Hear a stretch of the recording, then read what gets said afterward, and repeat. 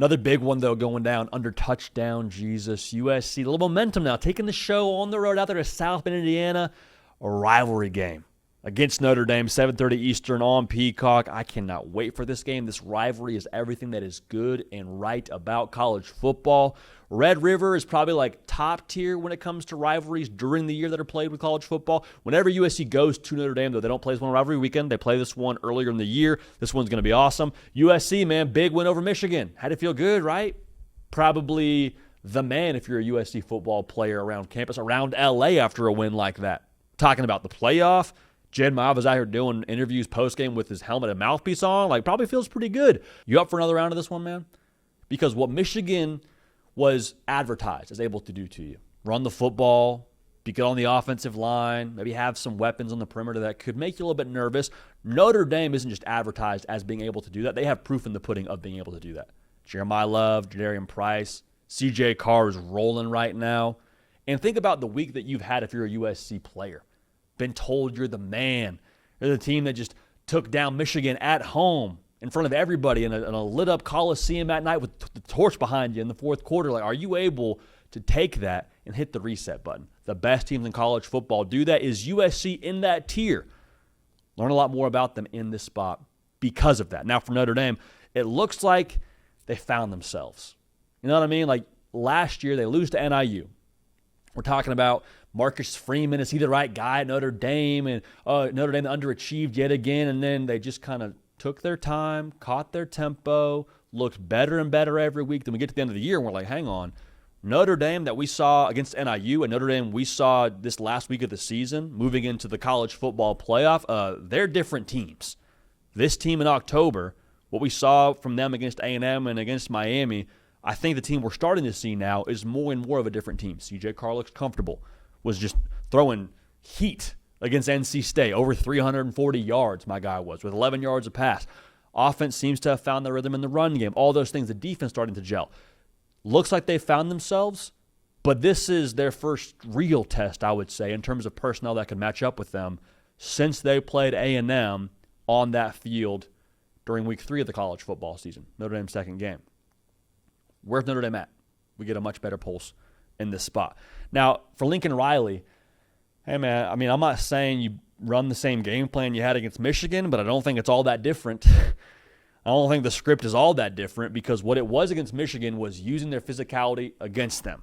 A theme across this week in college football when it comes to game plans. It was counter. It was downhill. I'd like USC a lot more in this spot if you had Wayman Jordan healthy. Nonetheless, King Miller looked good. Great name, great stat line against Michigan, 8 yards a carry. But a lot of what they did against Michigan effectively was getting them out of position in the run game, much less like domination, block-on-block kind of stuff. It was more so, we're going to get you to run this way, got it flowing back that way, King Miller out the back door on a counter. And then when you overcommit to that, we got Mekhi Lemon on an RPO. We got Jacoby Lane downfield in a one-on-one matchup. Those kinds of plays being available for USC happened because of the game plan that Lincoln Riley is calling. So I would take the exact same approach if I was USC in this spot with how much pressure they bring. More on that a little bit later in this prediction.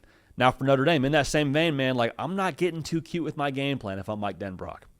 I know CJ Carr is throwing dimes. I've said that like 3 times throughout this segment. I know CJ Carr's look great, but I'm testing the strength of that jaw for USC. In boxing, when you get knocked out one time, you're much more likely to get knocked out the next time because that jaw is a little bit weaker. We saw USC more or less get knocked out against Illinois, at least get knocked down against Illinois. That 170-plus yard rushing performance against the Illini or against USC from the Illini, I would test that. And I'm not doing too much cute stuff where I get the ball in the perimeter and I'm throwing a bunch of bubble screens. You can do that. There's time for that. But I'm doing that after I go Jadarian Price inside zone downhill. I got Jeremiah Love power. I got all these things where I'm making USC match our physicality as an offense. And then once that happens, I'm saying, okay, hey, Pauling, go deep. Reardon, running the corner, running the middle of the field stuff. One of the best tight ends in college football, 100 yards last week, actually against NC State. I digress. I could see a world where that run game kind of has their way early, and then it's just CJ Carr doing whatever he wants downfield against this USC defense. Because they were great against Michigan and Bryce Underwood, but like CJ Carr has shown a lot more early in the year against better competition than that Michigan offense has, throwing the ball downfield. So something to account for now. Does that game flow happen, where Notre Dame has all they want downfield and USC is just like, shoot, we got to match scores? Or is it a thing where Notre Dame maybe just says, yeah, we'll have the downfield stuff sparingly, but USC, we don't think you're that tough. We're going to make you prove it. Either way, the USC defense has to prove it. The question I have is, what kind of flavor do we see from the Notre Dame offense? Now, USC, when it comes to what they are on the perimeter, going back to that point, I love how they match up. Like Mekhi Lemon, if he played in a more viewable time zone or played on a team that was a top 10 team in college football, I think he'd be more of a household name. He's one of the best players in college football, period, much less receivers. I don't know that you can play man against him and Jacoby Lane. Go back to last year. This was the one game now for USC where they never held a lead in the fourth quarter, and they did not lose by less than one score, or less than a score, rather, to put a point on that. It was a spot now where Jaden Mayava had a big day, though. Why was that? I think you go back to the way that USC was able to match up against that Notre Dame secondary. And I think Notre Dame secondary is still really freaking good, but I think they were better last year. And again, Mayava went for over 3 bills last year against them.